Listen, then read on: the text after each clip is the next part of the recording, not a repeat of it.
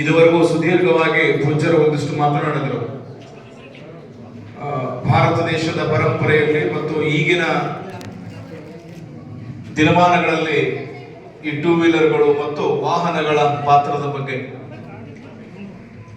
ಇವತ್ತ ಯಾವ ಸಂಘಟನೆಯ ಉದ್ಘಾಟನೆ ಆಗ್ತಾ ಇದೆ ಅಂತಂದ್ರೆ ಟೂ ವೀಲರ್ ಮೆಕ್ಯಾನಿಕ್ ಸಂಘದ ಒಂದು 25-30 ವರ್ಷದ ಮೊದಲು ಒಬ್ಬರ ಮನೆಯೊಳಗೆ ಒಂದು ಟೂ ವೀಲರ್ ಆದಪ್ಪ ಅಂದ್ರೆ ಶ್ರೀಮಂತರು ಅನ್ನೋಂಗಿತ್ತು. ಇವತ್ತ ಆ ಟೂ ವೀಲರ್ಗಳ ಬೇಡಿಕೆಗಳು ಕೂಡ ಹೆಚ್ಚಾಗಿರುವುದರಿಂದ ಅನೇಕ ಶೋರೂಮ್ಗಳಾಗಿದ್ದಾವೆ, ಅನೇಕ ಅದನ್ನ ಸರಿಪಡಿಸ್ತಕ್ಕಂಥ ಮೆಕ್ಯಾನಿಕ್ ಅಂಗಡಿಗಳು ಕೂಡ ಸಾಕಷ್ಟು ಆಗಿರೋದ್ರಿಂದ ಆ ನಿಟ್ಟಿನಲ್ಲಿ ಒಂದು ಸಂಘಟನೆಯನ್ನ ಮಾಡಿದೆ. ತ್ರೇತಾಯುಗೆ ಜಪಶಕ್ತಿ, ಕೃತಯುಗೆ ಯಜ್ಞಶಕ್ತಿ, ಅಂದ್ರೆ ಸಂಘಶಕ್ತಿ ಕಲಿಯುಗೆ ಅಂತಕ್ಕಂಥ ಒಂದು ಮಾತದ. ಅಂದ್ರೆ ಒಂದೊಂದು ಯುಗಗಳಲ್ಲಿ ಒಂದೊಂದು ಶಕ್ತಿಗಳಿದ್ವು ಅಂತ.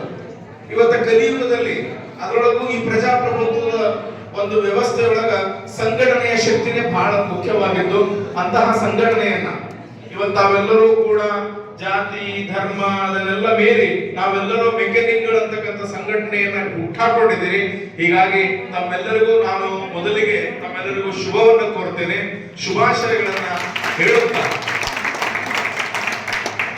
ನೀವು ಕಟ್ಟಿರ್ತಕ್ಕಂಥ ಸಂಘಟನೆ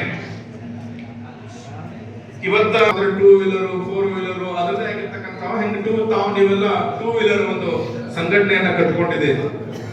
ನಾನು ಹೇಳುವುದಿಷ್ಟೇ, ನಾವು ಯಾವುದೇ ಸಂಘಟನೆಯನ್ನು ಕಟ್ಕೊಳ್ಳಿ ಅಥವಾ ನಾವು ಒಂದು ಕೆಲಸವನ್ನ ಮಾಡಲಿ, ನಮ್ಮ ಉದ್ದೇಶ ಏನಿರ್ತದಪ್ಪ ಅಂತಂದ್ರ ನಾವು ನಮ್ಮ ಸಂಸಾರ, ನಮ್ಮ ಕುಟುಂಬ ಸರಿಯಾಗಿರೋದ್ರ ಜೊತೆಗೆ ನಾವುಗಳೆಲ್ಲರೂ ಕೂಡ ಒಂದು ಕಡೆಗೆ ಶಿಸ್ತಿನಿಂದ ಇರಬೇಕು ಅಥವಾ ಸುಂದರವಾಗಿರ್ತಕ್ಕಂಥ ಜೀವನ ನಮ್ಮದಿರಬೇಕು ಅನ್ನೋದಷ್ಟೇ ಉದ್ದೇಶ ಇರ್ತದೆ.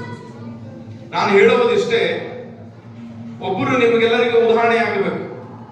ಇವತ್ತು ಇದರಲ್ಲಿ ನೀವು ಬಹಳಷ್ಟು ಜನ ಬೆಳೆದವರಾಗಿದ್ದೀರಿ.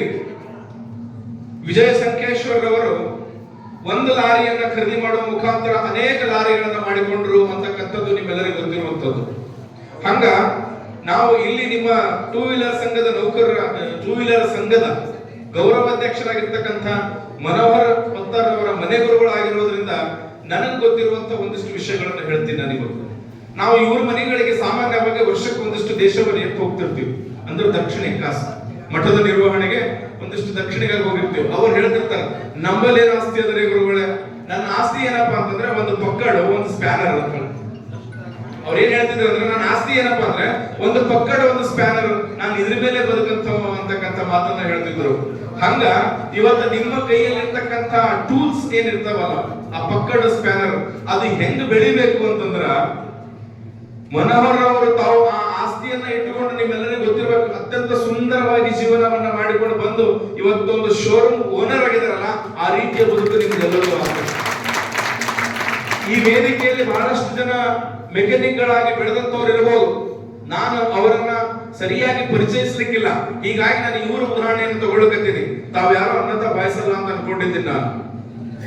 ಅವ್ರು ಹೆಂಗ್ ಬಂದರು ಅಂತಂದ್ರೆ, ನಮ್ಮನ್ನ ಬಹಳ ಎತ್ತರ ಮಟ್ಟಕ್ಕೆ ತೆಗೆದುಕೊಂಡು ಹೋಗ್ಬೇಕಾಗಿತ್ತಪ್ಪ ಅಂತಂದ್ರೆ ಯಾವುದು ಅಂತಂದ್ರ, ಯಾವುದು ವ್ಯಸನಗಳಿಂದ ದೂರ ಇರಬೇಕು, ಚಟಗಳಿಂದ ನಾವು ದೂರ ಇರಬೇಕು. ನಾವು ಮಾಡ್ತಕ್ಕಂಥ ಕೆಲಸವನ್ನ ಶ್ರದ್ಧೆಯಿಂದ ಮಾಡಿದ್ದೆ ಆದ್ರೆ ನಾವು ಎತ್ತರ ಮಟ್ಟಕ್ಕೆ ಹೋಗ್ಲಿಕ್ಕೆ ಸಾಧ್ಯತೆ. ಒಬ್ಬ ನೌಕರದಾರ, ಒಬ್ಬ ಗವರ್ನಮೆಂಟ್ ಸರ್ವೆಂಟ್ ತನ್ನ ಮಗನಿಗಾಗಿ ಆ ನೌಕರಿಯನ್ನ ಕೊಡ್ಲಿಕ್ಕಾಗಂಗಿಲ್ಲ. ಆದರೆ ಒಬ್ಬ ಬಿಸಿನೆಸ್ ಮ್ಯಾನ್ ಅಥವಾ ಈ ತರ ನೀವು ಕೆಲಸ ಮಾಡ್ತಕ್ಕಂಥವ್ರ ಅಂಗಡಿಯ ಮಾಲೀಕರು ಆ ಅಂಗಡಿಯನ್ನ ನಿಮ್ಮ ಮಗನಿಗಾಗಿ ಬಿಟ್ಟು ಹೋಗ್ಬೋದು. ಆ ಅಂಗಡಿ 50,000 ದುಡಿಬಹುದು, 1,00,000 ದುಡಿಬಹುದು. ಆದರೆ ನೀವು ಆ ಸುಂದರವಾಗಿರ್ತಕ್ಕಂಥ ಜೀವನ ನಿಮ್ಮ ಮಗನಿಗೆ ಬಿಡಬೇಕಾದ್ರೆ ನೀವು ಕೂಡ ಒಂದು ಮಾಡೆಲ್ ಆಗಬೇಕು. ಇವತ್ತ ನನ್ನ ಕಣ್ಣಿಗೆ ಮಹೇಶ್ ಯೋಚನೆ ಮಾಡಿದ್ರೆ ಮನೋಹರ್ ಅವರು ಒಂದು ಹೀರೋ ತರ ಕಾಣಿಸ್ತಾರೆ ನನ್ನ ಕಣ್ಣಿಗೆ. ಆ ರೀತಿಯ ಬದುಕು ನಿಮ್ಮೆಲ್ಲರೂ ಆಗ್ಲಿ ಅಂತಕ್ಕಂಥ ಆಶಯವನ್ನ ಹೇಳುತ್ತಾ, ಇವತ್ತ ನೀವು ಟೂ ವೀಲರ್ ಮೆಕ್ಯಾನಿಕ್ಗಳಾಗಿದ್ದೀರಿ. 20 ವರ್ಷಗಳ ಮೊದಲಿರ್ತಕ್ಕಂಥ ಗಾಡಿಗಳು ಬೇರೆ ಇತ್ತು. ಅದಾದ್ಮೇಲೆ ಬರಬರ್ತಾ ಅದನ್ನ ಟೆಕ್ನಾಲಜಿ ಬದಲಾವಣೆ ಆಗಿ ನೀವು ಯಾವ ರೀತಿ ಕಾಂಪಿಟಿಷನ್ ಪಾದಾರ್ಪಣೆಯನ್ನ ಮಾಡ್ತಾ ಇದ್ದೀರಿ ಅಂತಂದ್ರೆ, ಇಷ್ಟು ದಿವಸ ಪೆಟ್ರೋಲ್ ಡೀಸೆಲ್ ಗಾಡಿಗಳು ಕೂಡ ಇತ್ತು ಒಂದು ಸಮಯದಲ್ಲಿ, ಅದು ಹೋಗಿ ಪೆಟ್ರೋಲ್ ಬಂತು. ಪೆಟ್ರೋಲ್ ಆದ್ಮೇಲೆ ಈಗ ಎಲೆಕ್ಟ್ರಿಕ್ ಗಾಡಿಗಳು ಬರ್ಲಿಕ್ಕಂತಾವ. ಹೀಗಾಗಿ ಮೊಬೈಲ್ಗಳು ಹೆಂಗ ಅಪ್ಡೇಟ್ ಆಗ್ತಿರ್ತಾವ, ಮೆಕ್ಯಾನಿಕ್ಗಳು ಕೂಡ ನೀವು ಕೂಡ ಅಪ್ಡೇಟ್ ಆಗಬೇಕಾಗ್ತದ. ಆ ರೀತಿ ಒಳಗ ನಿಮ್ಮ ಸ್ನೇಹ ಸಂಬಂಧ, ಇವತ್ತು ನಿಮ್ಮ ಮೆಕ್ಯಾನಿಕ್ಗಳನ್ನ ನೀವು ಸಹೋದರ ರೀತಿಯಿಂದ ಯಾರೋ ಒಬ್ಬರೊಂದಿಷ್ಟು ಸರಿಯಾಗಿ ಕಲ್ತವ್ರು ಇರ್ತೀರಿ, ಕಲ್ಯಾಣವಂತವರಿಗೆ ಈತ ನಮ್ಮ ಸಹೋದರ, ನಮ್ಮ ತಮ್ಮ ಅಥವಾ ನನ್ನ ಮಗನ ಸ್ವರೂಪಿ ಅಂತಕ್ಕಂಥವ್ರಿಗೆ ನಿಮಗೆ ಗೊತ್ತಿರಲಾರಂತ ವಿಷಯವನ್ನ ನಿಮ್ಮ ಸಹೋದ್ಯೋಗಿಗಳು ನಿಮ್ಮ ಸಂಘದವರಿಗೆ ನೀವು ಕಲಿಸ್ಕೊಂಡು ಹೋಗಿದ್ದೆ ಆದ್ರ ನೀವು ಕೂಡ ಈ ದೇಶದ ಒಂದು ಅಂಗನೇ ಹೌದು. ಇದೆಲ್ಲವೂ ಬೇಕೇ ಬೇಕು. ಇರ್ಲಿಲ್ಲ ಅಂದ್ರೆ ಪರಿಪೂರ್ಣತೆ ಆಗಲಿಕ್ಕೆ ಸಾಧ್ಯನೇ ಇಲ್ಲ. ಅದಕ್ಕೆ ನೀವು ಬೆಳೆಯೋದಷ್ಟೇ ಮುಖ್ಯ ಆಗಂಗಿಲ್ಲ.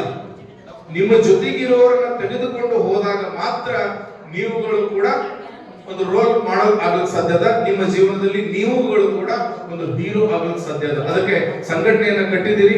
ಈ ಸಂಘಟನೆಯ ಮುಖಾಂತರ ನಿಮ್ಮ ಬೆಲೆ ನಿಗದಿಪಡಿಸ್ತಿರೋ ಅಥವಾ ಸರ್ಕಾರದಿಂದ ನಿಮಗೆ ಸಿಗ್ಬೇಕಾಗಿರ್ತಕ್ಕಂಥ ಸವಲತ್ತು ಬಗ್ಗೆ ಯೋಚನೆ ಮಾಡ್ತಿರೋ, ಅಥವಾ ಈ ರೀತಿಯ ಹಿರಿಯರು ಇವತ್ತು ಅವ್ರ ಮನೆಗೆ ಕುಂತಿರ್ತಾರೆ, ಮನವರವರು ಬೆಳೆದು ಬಿಟ್ರು, ಅವರ ನಂತರದಲ್ಲಿ ಅವ್ರಿಗೆ ಏನ್ ತೊಂದರೆ ಇಲ್ಲ. ಆದ್ರೆ ಈ ಮೆಕ್ಯಾನಿಕ್ ವೃತ್ತಿಯನ್ನೇ ಮಾಡಿಕೊಂಡು ಒಬ್ಬ ಮನುಷ್ಯ ಮನೆ ಹಿಡ್ಕೊಂಡು ಕುಂತಿರ್ತಾನೆ, ಆತನಿಗೆ 60 ವರ್ಷ ಆಗಿರ್ತದ. ಆ ವರ್ಷಕ್ಕೆ ಆ ಮೆಕ್ಯಾನಿಕಲ್ ಸಿಗ್ಬೇಕಾಗಿರ್ತಕ್ಕಂಥ ಸವಲತ್ತುಗಳನ್ನ ಸರ್ಕಾರದ ಗಮನ ತಗೊಳ್ಬೇಕಂತಿರೋ ನನಗೆ ಗೊತ್ತಿಲ್ಲ. ಅದನ್ನ ಪ್ರಾಮಾಣಿಕವಾಗಿ ನಿಮ್ಮ ಜಿಲ್ಲಾಧ್ಯಕ್ಷಗಳು, ನಿಮ್ಮ ರಾಜ್ಯಾಧ್ಯಕ್ಷಗಳು ನಿಮ್ ಜೊತೆಗೆ ಇರೋದ್ರಿಂದ ಸಂಘಟನೆ ಬಹಳ ಅವಶ್ಯವಾಗಿರ್ತಕ್ಕಂಥದ್ದು. ಒಂದು ಒಳ್ಳೆಯ ಸಂಘಟನೆಯನ್ನ ಕಟ್ಟಿದ್ದೀರಿ.